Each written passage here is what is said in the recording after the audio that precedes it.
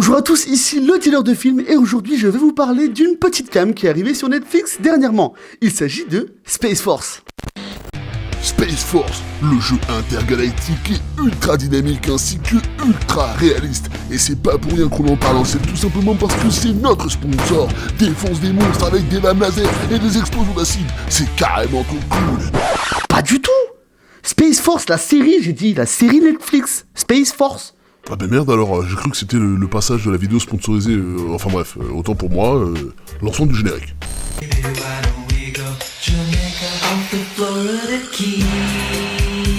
Nous parlons donc aujourd'hui de la série Space Force qui va tout simplement raconter l'histoire du général Nerd qui est nommé à la tête d'un projet à l'initiative du président américain. Il doit désormais conduire la toute nouvelle force armée américaine sur la Lune. Voilà. Ça fait plaisir. Et dans cette vaillante épopée de la Space Force, eh bien le général peut compter sur le scientifique, le docteur Adrian Mallory, interprété par l'excellent John Malkovich. Et nous retrouvons au casting Ben Schwartz qui va tout simplement être particulièrement efficace durant ces 10 épisodes. Il incarne le responsable communication, Tony, qui d'ailleurs est juste incroyable et super drôle. Et ça me fait penser que j'ai découvert que ce mec avait une filmographie assez what the fuck. Il faut savoir qu'il a incarné Sonic et Leonardo en VO. Et ça, c'est assez insane quand même. Et pour combler notre fine équipe de la Space Force, nous retrouvons Greg Daniel à la production, accompagné de Steve Carell, qui est aussi en tête d'affiche, évidemment. Et d'ailleurs, petite anecdote, c'est la première fois que nous retrouvons Steve Carell et Daniel Craig sur une production ensemble. Voilà, la dernière fois, c'était The Office, et ça avait bien marché. Et d'ailleurs, en parlant de Greg Daniel, la dernière chose qu'il a fait, c'est Upload, une série que j'ai adorée et que je vous recommande d'ailleurs. Upload? C'est quoi encore ce truc? Ah, vous voyez pas ce que c'est Upload? Mais si, la série sur Amazon Prime, là, avec les trucs sur les yeux, tout ça. Ok. Génial, merci. Et je dois reconnaître que si aujourd'hui j'ai regardé Space Force, eh bien c'est tout simplement pour Steve Carell, car de manière générale, je suis pas spécialement un fan des sitcoms, et encore moins quand il s'agit de l'armée américaine. Mais alors Steve Carell, bordel, lui je le kiffe, et alors là y a rien à dire, j'adore son acting, j'adore sa façon d'être, je trouve le mec totalement atypique, c'est juste incroyable, et je vous recommande nombreux de ses films. Et oui, parce que je trouve que Steve a une capacité d'adaptation en termes d'acting juste incroyable, il est carrément phénoménal. Et oui, je l'appelle Steve, D2F, je te vois venir, je t'emmerde. Et des films avec Steve Carell, je pourrais vous en recommander plein, que ce soit dans l'humour avec 40 ans toujours puceau, ou encore Crazy Stupid Love, ou dans des films bien plus sérieux comme Vice ou encore The Big Short, l'inoubliable Jusqu'à ce que la fin du monde nous sépare, et aussi des séries comme The Office qui fait clairement de lui l'acteur avec le plus de mèmes au monde, ou encore plus récemment The Morning Show qui est juste incroyable. D'ailleurs je vous recommande vraiment The Morning Show. Enfin bref, vous l'aurez compris, clairement Steve Carell, je l'adore, il n'y a pas... Hein? Non, en fait c'est juste que tu t'égares totalement du sujet là. Ah ouais, je me suis encore égaré. Mais ça me fait penser à un truc, est-ce que vous saviez que la série était en partie inspirée d'un tweet et du programme électoral de Donald Trump? Ça fait rêver, hein.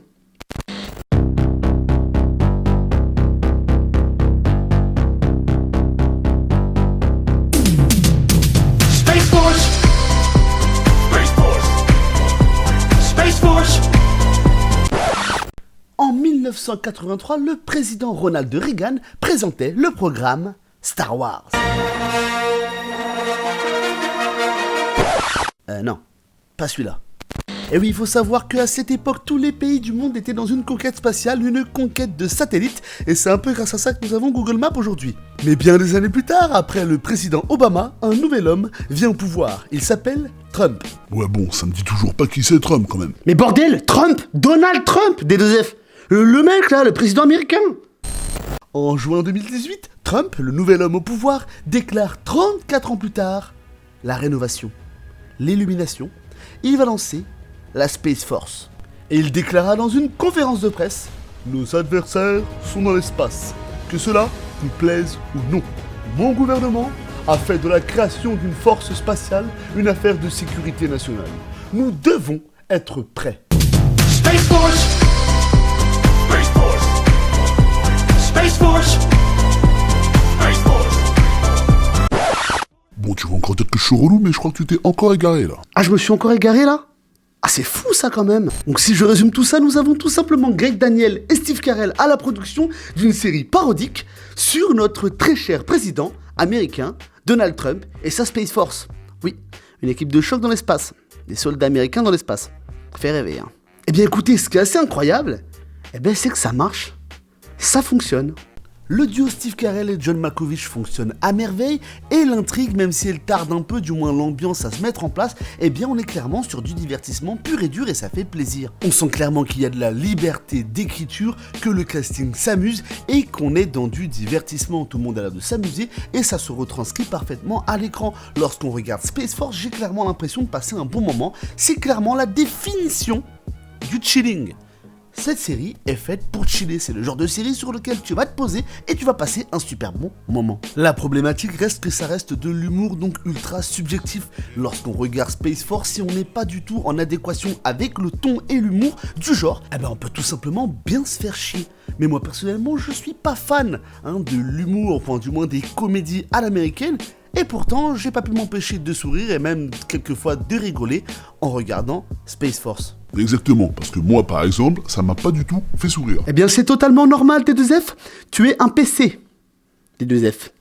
Un PC. Mais oui, on sait bien, l'humour c'est subjectif, mais l'une des choses qui va compromettre le plus la série, ce sont les sous-titres. La VO, les VOSTFR, comme on dit. Et oui, forcément, faire passer de l'humour à travers des sous-titres, c'est tout de suite plus compliqué. Et si je vous parle de VO et VF, c'est tout simplement parce que vous allez devoir faire un choix cornélien. Car si vous regardez de la VOSTFR, vous allez avoir l'incroyable talent de Steve Carell qui jaillit de l'écran et c'est vraiment un vrai plaisir de le voir jouer pour de vrai. Et en même temps, écoutez, la VO sur l'humour, pour certaines personnes c'est beaucoup moins spontané et certaines personnes préfèrent la VF quand ils sont pas du tout à l'aise avec l'anglais. Même si personnellement j'ai passé un super moment devant Space Force, la série soulève néanmoins quelques questions, comme le fait que cette série est coûtée très cher et on peut se poser cette question. Est-ce qu'une série, au final, avec un humour qui reste moyen et qui ne parle pas forcément à tout le monde, est adaptée à un aussi gros budget et d'aussi gros effets spéciaux? Habituellement, les sitcoms sont avec de faibles coûts et donc forcément ultra rentable, mais cette fois-ci, ce n'est pas le cas de Space Force et donc on peut se poser la question sur la durée, est-ce que ça va marcher, est-ce que ça va continuer? Et malgré le fait que Space Force ne va tout simplement pas renouveler, rénover, relancer l'humour avec un grand H, ça fait son taf. Et en plus de ça, je suis désolé, mais c'est typiquement le genre de série qu'on a besoin pour chiller. Et c'est pour ça que je vous recommande de regarder Space Force. Et d'autant plus que c'est toujours un plaisir de voir Steve Carell jouer, je trouve cet acteur incroyable. Il est toujours vraiment, mais juste génialissime. Et d'ailleurs, je vais même peut-être terminer cette vidéo par un top film de Steve Carell, que je vous recommande. Parce que c'est le leader de film, évidemment. Et sur ce, abonnez-vous, mettez-moi un like, surtout n'hésitez pas à partager cette vidéo parce que ça soutient mon travail. Et puis, on se retrouve prochainement pour une nouvelle critique. Allez, salut.